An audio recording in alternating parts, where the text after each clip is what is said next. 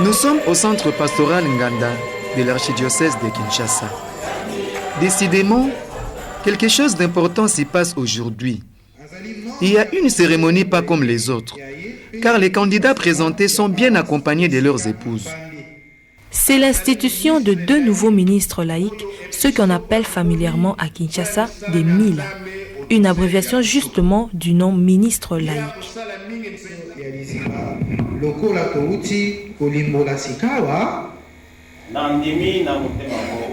Mais franchement, savez-vous qui sont-ils ces MILA? Alors, approchez-vous. Nous allons vous présenter de plus près ces MILA pour voir ce qu'ils font concrètement dans la pastorale diocésaine.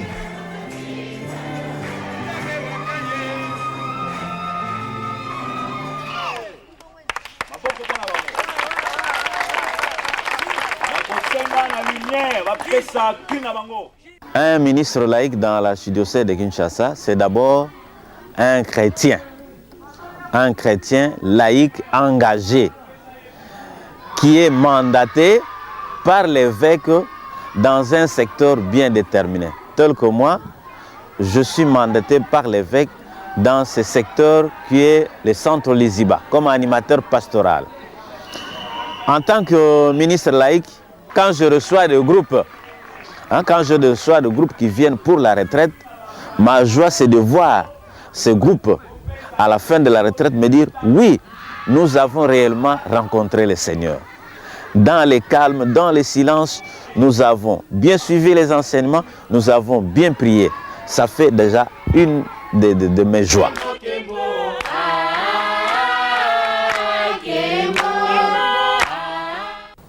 Je travaille dans la pastorale sociale.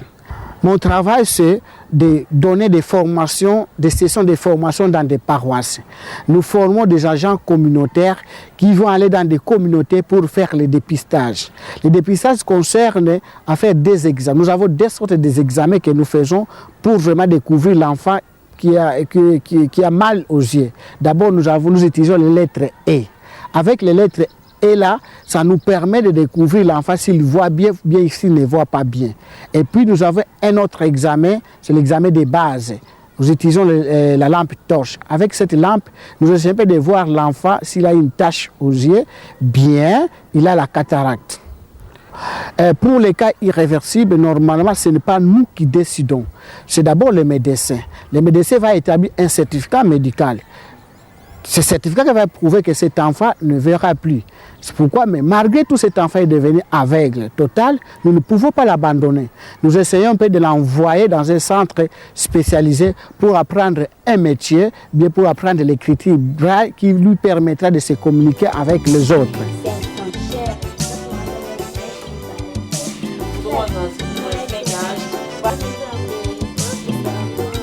La famille d'un ministre laïque est un modèle d'amour et d'harmonie, un support indispensable pour son apostolat. En tant que laïcs, les Mila et leurs familles vivent en plein quartier au milieu de gens. Une véritable église domestique qui partage les mêmes conditions de vie que la plupart des fidèles. Ça va? Ça va?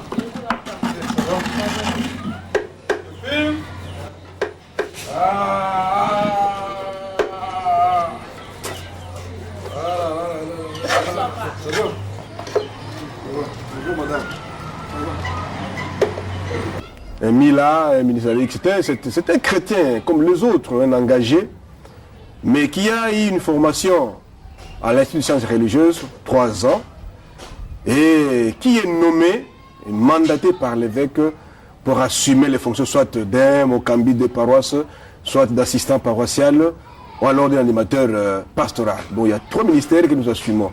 Alors moi, je suis Mokambi de paroisse. Dans mon travail, il y a beaucoup de difficultés. Il y a beaucoup de difficultés, surtout l'incompréhension entre les chrétiens et nous. Cette incompréhension souvent nous amène à des problèmes. Moi, j'ai toujours cru que quand l'évêque nomme un laïc responsable d'une paroisse, il me nomme ensemble avec eux. Il me nomme ensemble avec eux. C'est-à-dire que l'archevêque donne la charge de la paroisse à des laïcs. Et moi, je me suis dit, je ne suis qu'un simple capita. Comme dans un groupe, il y a toujours un capita qui conduit le travail. C'est comme ça que moi, je pense que le travail que j'ai fait, je le fais ensemble avec tous les chrétiens, tous les paroissiens. Alors, si j'ai réussi, c'est-à-dire qu'eux aussi ont réussi. Si je ne réussis pas, c'est-à-dire que nous avons échoué à notre mission, nous les laïcs. Ya solo nandimi penza mosala ya mobali na ngai na motema moko. Mosala mobali wa ngai esalisi ngai mingi pe ekolisi ngai na mayele. Makambo ebele oyo nakokaki koyeba kosala te me kasi na kati ya mosala oyo ya mokambi vraiment nakoli na yango.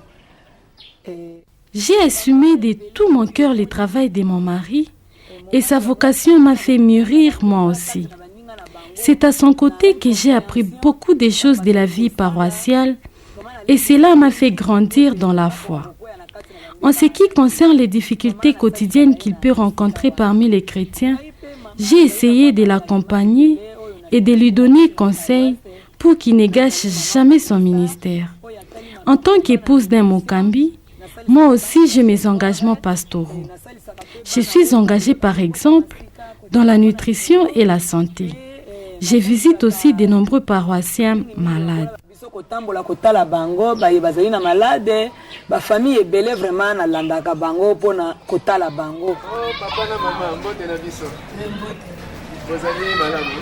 À part son engagement pastoral au milieu des fidèles, un ministre laïque doit travailler pour nourrir sa famille et éduquer ses enfants. Loin d'être une corvée, ce travail le met en contact avec un tout autre monde où il peut être témoin de l'évangile dans son milieu professionnel. Quel péché tu fais que tu dois quitter puisque Dieu t'appelle aujourd'hui à l'exemple d'Abraham? Égoïsme. Voilà, nous devons quitter l'égoïsme. Abraham à la foi. Cette foi-là s'est traduite par une Puis, conscience. un Mila développe sa créativité et ses talents dans d'autres activités, dans le seul but d'être fermement dans la patte au milieu de la société à laquelle il appartient. De l'émission Ministre laïque de Kinshasa sur les antennes de la radio catholique de Kinshasa, Radio Elikia. Fidèles auditeurs, depuis quelques années, les enfants des ministres laïcs ont créé une structure qui les retrouve. Il s'agit de la famille des enfants des ministres laïcs.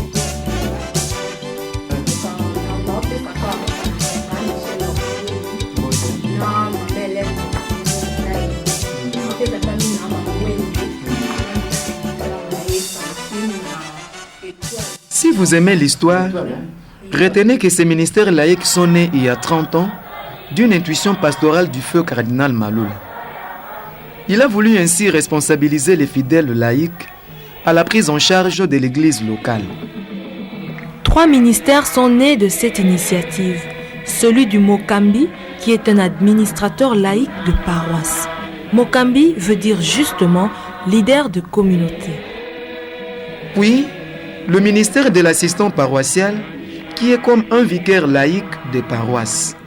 Finalement, le ministère de l'animateur pastoral qui a comme tâche l'animation de la communauté chrétienne dans un domaine déterminé de la pastorale. Comme il a eu la chance de participer aux 3 sessions du Concile Vatican II, il a vu que l'image de l'Église a changé.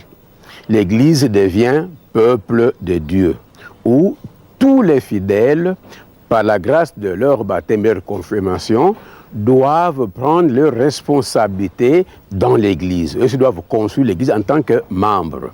Petit à petit, il va essayer de voir comment réaliser ce projet. Quand il est rentré, depuis toujours, il avait l'idée de promouvoir les laïcats. Il a voulu préparer les fidèles à prendre charge de leur église. Motif là à peu près qui l'ont poussé à créer les ministres laïcs. À partir de 1982, l'archidiocèse déploie des efforts considérables pour approfondir l'expérience des Mila. Une commission diocésaine de ces ministères laïcs est instituée et une théologie de ces ministères commence à se définir. Leur souci de voir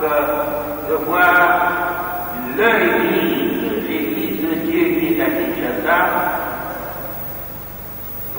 par les laïcs. Quel a été le résultat de cette initiative du cardinal Malula d'instituer ce qu'il a voulu appeler des ministères laïques? Eh bien, d'une part, les ministres laïques ont permis de créer l'église de Kinshasa telle qu'elle est. On ne soulignera jamais assez le rôle qu'ils ont joué à un moment où on manquait de prêtres. Il y a eu un temps où une paroisse sur 5, plus de 20, était confiée à des Bakambi avec un prêtre animateur, alors qu'il y en avait à peine une centaine dans tout l'archidiocèse. Donc ils ont joué une part considérable, et des paroisses avec assistant paroissial, c'était la moitié qui existait dans ce régime-là. Donc primo, les ministres laïcs eux-mêmes ont joué un rôle irremplaçable qu'on n'aurait pas pu occuper autrement dans la croissance de l'église de Kinshasa pour en faire ce qu'elle est aujourd'hui. Deuxièmement, les ministres laïcs ont profondément transformé la vision de l'église. Là où on a vu que c'était des ministres laïcs qui, comme les autres, travaillaient et prenaient quand même à cœur l'église, on a réussi à mobiliser pour participer à des réunions, à des conseils, à des assemblées, les gens d'une façon qui n'existait pas auparavant dans une église très cléricale où les curés se retrouvaient entre eux et où il y avait très peu d'animation à la base au niveau de cette prise en charge de la réflexion sur les problèmes de la société. Par conséquent, les ministères laïcs, ils ont aussi rendu ce service énorme à la ville de Kinshasa d'en faire une église moins cléricale, de transformer en tout cas la vision et de faire que nos célébrations soient chaque fois une concélébration, disait le père Luneau quand il est venu ici, de 2000 personnes. Tout le monde participe et concélèbre jusqu'à un certain point. Ça, ce sont donc des résultats auxquels on est arrivé. Il n'empêche que maintenant, avec la multiplication des vocations et la tendance presque spontanée des clercs à se réserver un peu toute l'autorité, il y a effectivement un problème à définir exactement le rôle des ministres laïcs, ce qu'on leur attribue, et à organiser, comme j'ai dit tout à l'heure, non seulement le travail, mais même les budgets pour qu'ils aient une place et qu'ils se sentent vraiment partie prenante.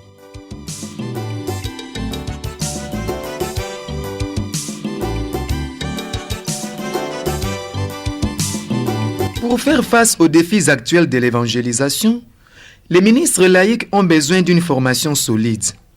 L'Institut supérieur des sciences religieuses, l'ISSR en sigle, assure la formation théologique et catéchétique de ces MILA, qui deviendront ainsi des leaders des communautés compétents et valables. À ce niveau-là, c'était bien. Oui. Mais au point de vue aussi de la foi, au point de vue aussi... Il avait des attitudes de piété. Vous avez senti ça? Nous essayons de former ici à l'ISSR de laïcs adultes, leaders des communautés et qui ont comme tâche la transformation de ces milieux communautaires en royaume de Dieu. C'est la perspective vers laquelle nous sommes en train maintenant de nous mouvoir pour le moment. À la question de savoir quelle est la formation qui est dispensée ici, nous pouvons la classer en 3 phases. Et la culture, si vous voulez, générale, où on met l'accent sur les sciences humaines. Il y a la culture théologique, qui est la 2e phase. Et puis vous avez, si vous voulez, la culture au l'axe, je dirais, pastorale et catéchétique, qui est une pédagogie. Et ça, c'est l'axe, je dirais, qui identifie l'ISSR, la formation des étudiants ici.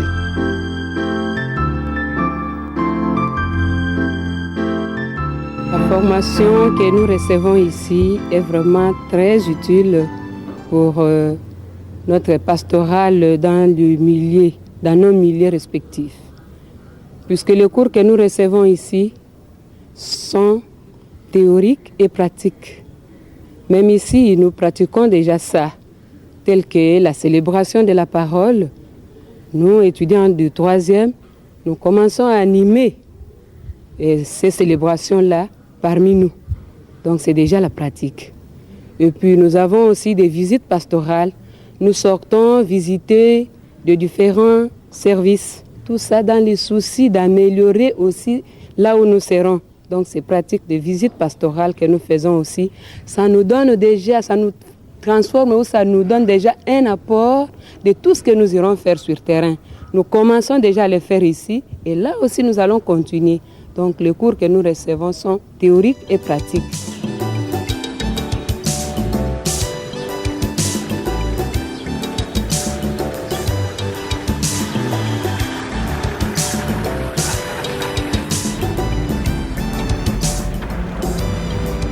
Ça alors, voilà un policier en tournée de service. Où est-ce qu'il nous emmène? Est-il à la recherche de malfaiteurs?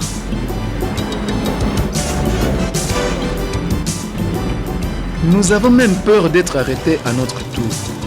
Heureusement, ce personnage mystérieux arrive à sa destination, un poste de police. Il le dit à Jésus, « Et qui est mon prochain ?» Jésus alors se mit à raconter. Un homme descendait de Jérusalem à Jéricho. Il tomba au milieu des bandits qui lui enlevèrent jusqu'à ses vêtements. Il s'enfuit, les laissant couverts de plaies et à demi-mort. Un prêtre par hasard... Je suis ministre laïque et en même temps policier. Bon, peut-être poserez-vous la question de savoir comment concilier les deux, être policier et être en même temps ministre laïque. Comment peut-on me trouver au milieu des civils dans une paroisse? Comment aussi me trouver au milieu des policiers, tout ça. Voilà, je vous dirais que cela est conciliable à la mesure où tous les deux milieux, ce sont vraiment là des milieux qui ont besoin de Dieu. Et vous savez que le milieu de la police, c'est vraiment un milieu aussi favorable pour les enseignements, pour l'évangélisation. Dans l'aumônerie, nous faisons ce travail-là d'évangéliser les militaires. Vous voyez les militaires, les policiers qui détiennent les armes à feu, et ce sont des armes pour se défendre. Pour défendre notre intégrité territoriale, notre pays, mais non pas pour aller menacer, pour aller faire l'extorsion, pour aller, n'est-ce pas, causer du tort aux civils. Alors tous ces problèmes-là, c'est vraiment une question pastorale qui nous intéresse. Nous, en tant que pasteurs, nous sommes là pour éduquer, n'est-ce pas, évangéliser les policiers dans ce sens-là. Et on enseigne et les policiers essayent de jour au jour, n'est-ce pas, de mettre en pratique la parole de Dieu que nous leur enseignons. Et nous sommes là pour aider. On est là pour édifier le corps mystique du Christ. Parce que notre mission, c'est celui de construire le corps mystique du Christ et d'arriver, n'est-ce pas, au royaume des cieux. Et comment préparer ce royaume des cieux? Comment entrer dans ce royaume des cieux? Vous voyez le problème. Alors c'est en nous considérant les uns les autres, en nous respectant les uns les autres, en enseignant les gens, n'est-ce pas, l'amour du Christ. Voilà donc l'impact de ces ministères laïques dans la pastorale. Non seulement ils contribuent à la pastorale diocésaine, sinon qu'en dépassant les frontières, ils évangélisent tous les secteurs de la société.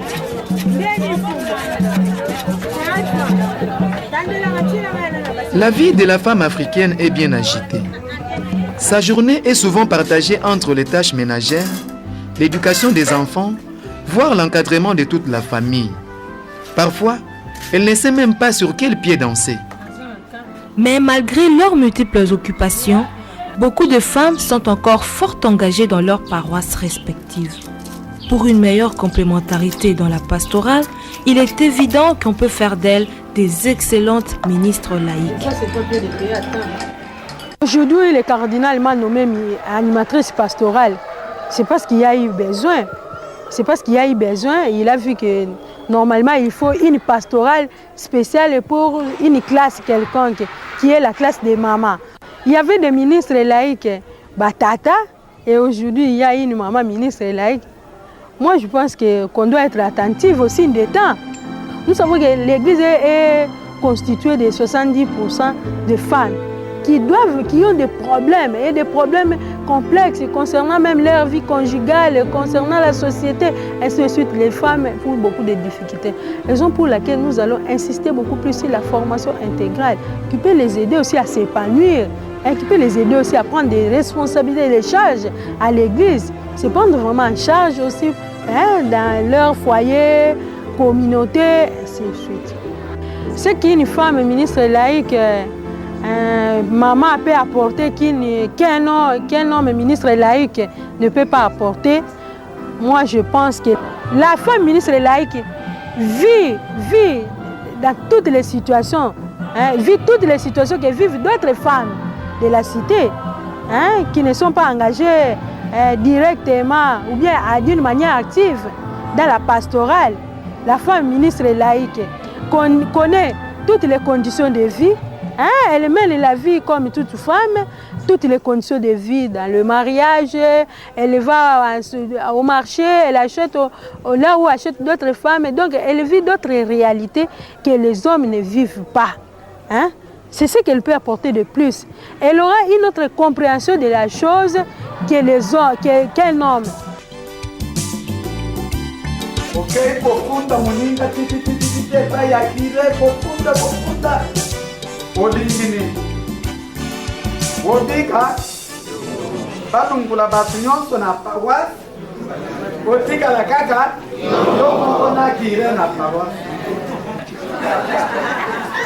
En fait, l'institution de ces ministères est une preuve manifeste de la confiance de l'Église envers les laïcs.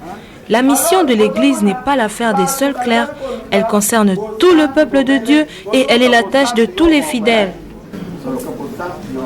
C'est parce que la vie a changé qu'il faudrait avoir les ministres laïcs ancrés dans la situation, qui vivaient même la situation et qui peuvent l'interpréter autrement à la lumière de l'Évangile. C'est maintenant qu'il faut avoir les ministres laïcs qui peuvent travailler pour répondre à toutes ces situations, parce qu'eux-mêmes vivent ça. Ils voient la misère, la souffrance, les défis des sectes, tout ça, nous les vivons. Et ce que je vous dis est que nous avons essayé d'adapter notre pastorale conformément à ces nouvelles situations que nous traversons dans notre pays. Voilà l'influence incontestable que ces ministères exercent sur la vie de l'Église diocésaine. Ils suscitent en nous-mêmes des interrogations sur la nature de l'Église et sur le visage qu'elle présente au monde. Une enquête là-dessus. Je peux insister, ça concerne le conseil d'administration de Père Agonis, c'est qu'elle m'avait. Dans l'avenir, l'exercice pastoral sera sans doute réalisé par des équipes pastorales mixtes réunissant les différents services et charismes, parmi lesquels le ministère presbytéral et le ministère laïque.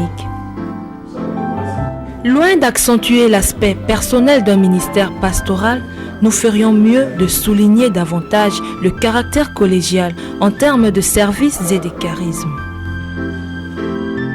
C'est pour cela que des sessions de formation permanentes et des rencontres d'évaluation sont organisées régulièrement à l'intention des MIL. L'objectif est celui de les encourager et de les accompagner dans leur ministère. Mais ce sont aussi des occasions privilégiées pour les ministres laïcs de partager leurs expériences vécues sur terrain.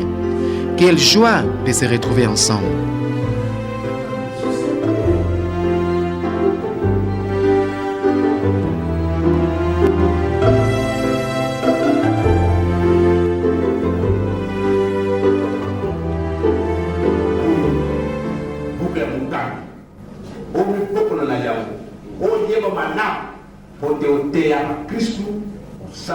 Voici ton manuel de ministre laïque, qu'il soit ton matériel d'étude et de méditation pour que tu puisses t'épanouir dans cette paroisse par ton travail.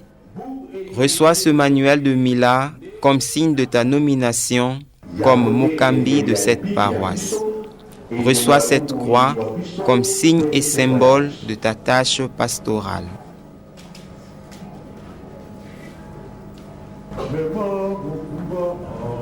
Plus de 30 ans se sont écoulés depuis la création de ces ministères laïques. Comment ne pas se réjouir face au dynamisme pastoral et à la vitalité ecclésiale qu'ils ont suscité? En même temps, nous devons reconnaître que l'institution des ministres laïcs demeure une réalité à perfectionner pour qu'elle réponde toujours davantage aux exigences de l'évangélisation aujourd'hui. Bondeko.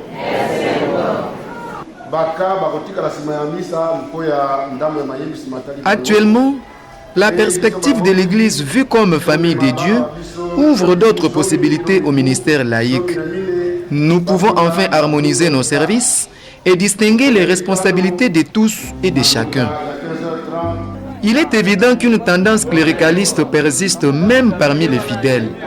Cela est dû à un manque d'information et de formation doctrinale des chrétiens en ce qui concerne la place et le rôle des ministres laïcs. Comme a dit le père Hervé Legrand, nous sommes tous égaux en dignité, différents en fonction, mais solidairement responsables.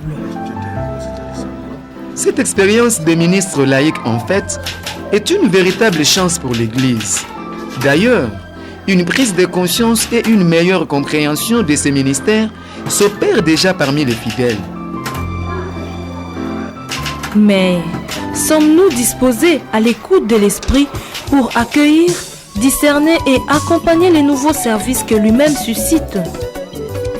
Pour promouvoir réellement l'avenir des ministres laïcs, il faudra être inventif et créatif. Construire avec lucidité, espérance et foi l'Église famille des dieux qui est à Kinshasa.